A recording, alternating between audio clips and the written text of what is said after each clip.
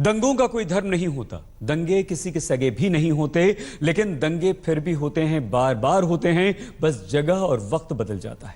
खबरदार में अब हम आपको पश्चिम बंगाल के धूलागढ़ लेकर चलेंगे, जहां 12 दिसंबर को भड़के दंगे की खबर कि हिंसा की शुरुआत ईद मिलादुन नबी के जुलूस के दौरान हुई।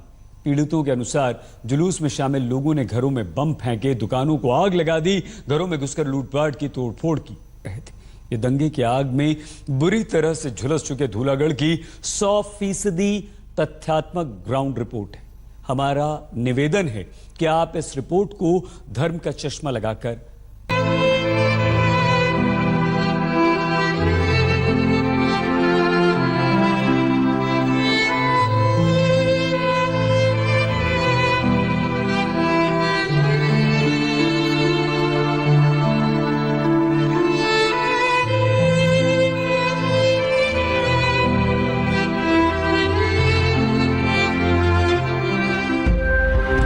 जला हुआ सामान, टूटे हुए बर्तन, मलबे के ढेर में तब्दील हो चुके मकान गवाही दे रहे हैं कि 2 हफ्ते पहले धूलागढ़ ने दंगों की कितनी भयंकर आग को झेला है।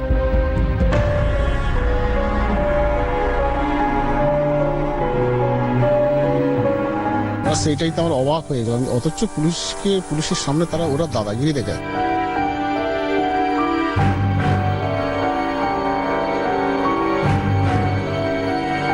সাহায্য বলতে স্যার এখন আমরা কিছুই পাই না, আমরা মানে এই আশ্রম থেকে খাওয়া দাওয়া দিচ্ছে। মাধ্যমিক দেবে কি আমার সর্বনাশ হয়ে গেল।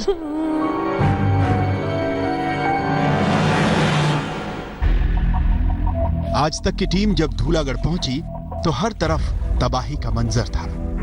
ज्यादातर लोग दंगा प्रभावित गांवों को छोड़कर भाग चुके थे। कुछ बाकी बचा था तो जले हुए मकान और टूटे फूटे सामान।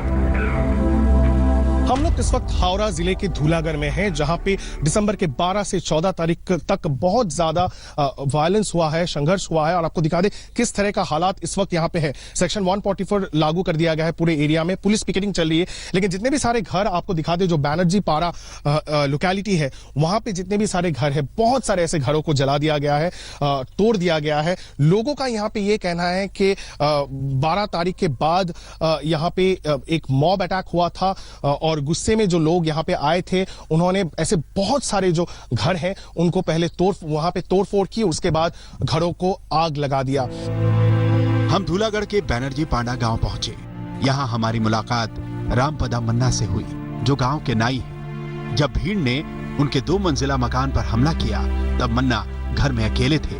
उनकी पत्नी सीमा बताती हैं कि जब वो बेटे के साथ घर लौटी तो कलेजा उनके मुंह को आ गया। हम लोग गरीब हैं, वो हमारा सब कुछ ले गए। मेरे बेटे का लैपटॉप, गहने, पैसे, सब कुछ लूट लिया।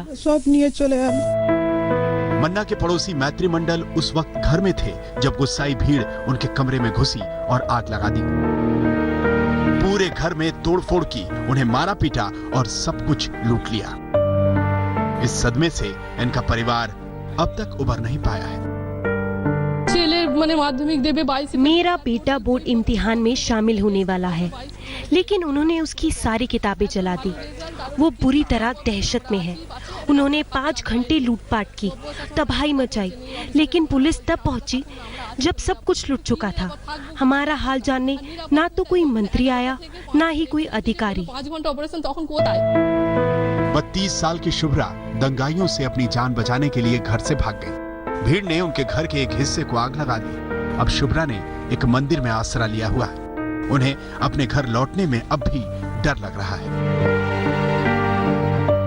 दलबल में सब लोग जुड़े से सेकंड बम, वो लोग भारी तादाद में थे, लगातार बम फोड़ रहे थे, बेहद तेज आवाज में धमाके हो रहे थे। वो लोग अपने साथ पेट्रोल, केरोसिन के ड्रम लेके आए थे।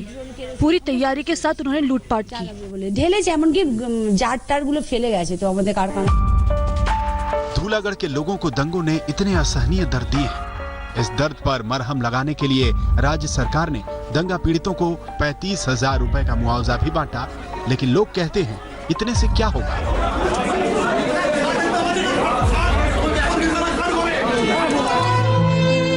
धूलागढ़ 3 दिन तक दंगों की आग में सुलगता रहा। आरोप है कि पुलिस मूक दर्शक बनी रही। वैसे इस घटना पर अभी भी पुलिस महकमे का मुंह सिला हुआ है। कार्रवाई के नाम पर ममता सरकार ने हावड़ा के एसपी को हटा दिया है और धूलागढ़ में किसी भी राजनीतिक पार्टी की एंट्री पर बैन लगा दिया है।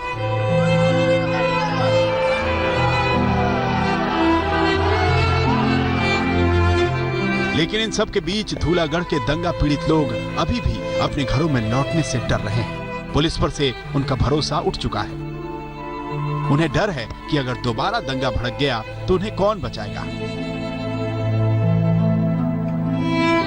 इस वक्त लोगों में बहुत ज्यादा दहशत है। लोग यहाँ पे अपने घरों में वापस नहीं आ सकते। कुछ लोग सुबह आए थे और देखने की कोशिश कर रहे थे कि क्या बाकी रह गया है उनके घरों में, लेकिन सबके जहन में एक ही सवाल है, कब वो लोग अपने घरों में वापस आ पाएंगे, कब आके रात बिता पाएंगे, कब आके वो जो कुछ भी बचा है उनको लेके जा सकेंगे। क्योंकि ज्यादातर लोगों का ये कहना है कि जिनके घरों में भी अटैक हुआ है वहां से सिर्फ जो सामान है वो ले लिया गया है, पैसा ले लिया गया है और तोड़फोड़ करने के बाद वहां पे आग लगा दी गई है। पुलिस पिकेटिंग जारी है, लेकिन लोगों के जहन में सिर्फ एक ही सवाल है, कब प्रोटेक्शन मिलेगा, कब वो अपने गांव में वापस रह पाएंगे।